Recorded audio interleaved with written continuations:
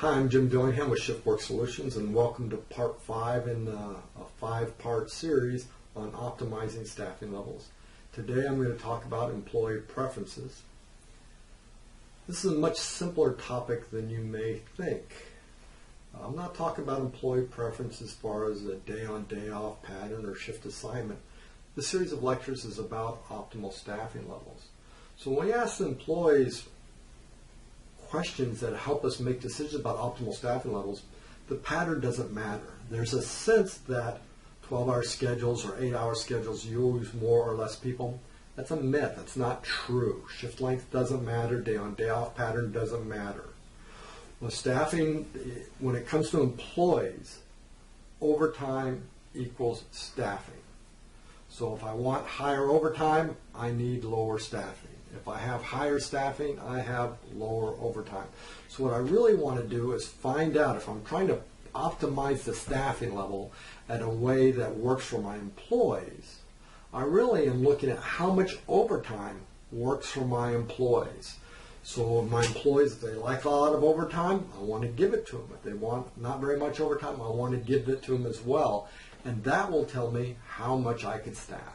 If you gave me any organization out there and you told me this is how many employees we want and this is what our overtime target is, how many people should we have, I can tell you. Or you can say this is our organization, this is how many people we have, what is our overtime level going to be. So if I know staffing, I can get overtime. If I can get overtime, I know staffing. The only reason we ask employees about overtime is because we want them to want to work for us. We don't want them to leave. We don't want to have to compete on overtime. We want, if they like a lot of overtime, and we can, as a company, can be indifferent because, as I talked about earlier, the price is about the same as straight time. We want to make our employees happy if we can. So, as a rule of thumb, when it comes to what you should expect when you ask your employees how much overtime do you want, how big a chunk, how often you want it, etc., you should expect the following. 20% of your workforce will work all the overtime that's available. If you let them pitch a tent in the parking lot so they're available for overtime, they'll pitch a tent in the parking lot. About 20% of your workforce wants no overtime. And then 60% will work their fair share. That's a pretty good guess at what most operations see as a breakdown for employee preferences and overtime. So once we have that information, if you want to know exactly what it is for your site, you need to ask your employees a series of questions to help determine how much overtime really do they want. But you should expect 20, 60%. Then it comes down to how do we distribute this overtime, and I can't understress the importance of this.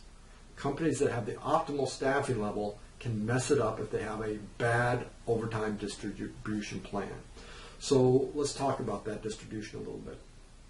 Set expectations. Tell the employees, don't tell the employees we're never going to have overtime. Don't tell employees they can have all the overtime that they want. You can tell employees we're shooting for an overtime level where people that want it can work it and people that don't want it don't have to work it. And yet we all know that sometimes we're not going to be able to accommodate that, but that's our goal. Set the expectation realistically. We want it to be fair. However you distribute the overtime, you want everyone to have a sense that I had my fair shot at it. You don't want the senior people working all the overtime on Monday through Fridays, and therefore all your new employees have to work all the weekends. You don't want all the senior employees getting access to overtime when the junior employees are the ones that actually would like to have a shot at getting some of it as well. So overtime should be fair. This is harder to do than you may think. The way to find out if you're doing it right is to ask each shift supervisor how they distribute overtime.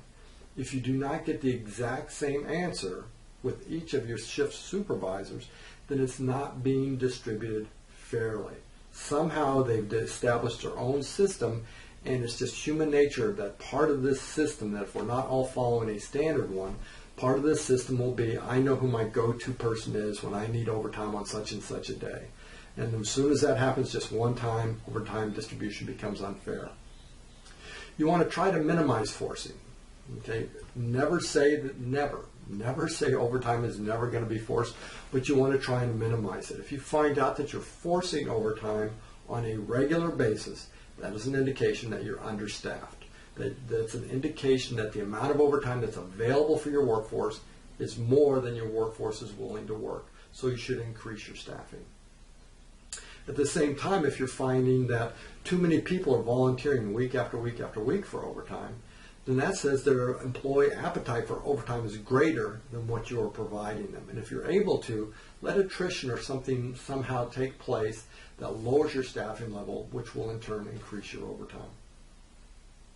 Don't let employees overwork. You have those employees at 20%, remember, that I talked about, that'll work every hour that they can. Don't let them do it. You want to create a safe work environment, and to do that, you need to cap how many hours they work. They shouldn't be working ever over 12 hours in a day, and 56 to 60 hours a week is generally considered a good top-end number for people to be working overtime in a given week. Another feature of a good overtime distribution policy is one which lets the employees know well in advance when the overtime is going to be available. That way they can plan for it. Overtime that's dropped on people's lap at the last minute is often causes resentment amongst the employees. Even people that love overtime, if they thought they were going to go home and at the last minute they found out they're not, they're going to resent the overtime. So try and create as much heads up as you can when it comes to giving out the overtime. And finally, give the employees some control. If there's a way to give them control, do it. This is especially true with millennials who want to have as much control of their work environment as possible. I'll give you an example. Let's suppose that we distribute overtime with a policy that gives it to the person that has worked the fewest hours over the last 3 months. Okay? So if we have overtime and nobody wants it, I'm going to assign it to the person that has worked the fewest amount of hours over the last 3 months. Let's suppose that's a policy. This type of policy actually gives people control. If I know that I want to have a day off 3 months from now, and I want to make sure that I don't get mandatory overtime, I can start working higher levels of overtime to make sure that I'm nowhere near the bottom of that list when that day gets here. So when that day finally comes and they need people for overtime, I'm not going to be the one assigned because I'm not the guy on the bottom of the list. And therefore, I've had some control over my availability for overtime on that given day.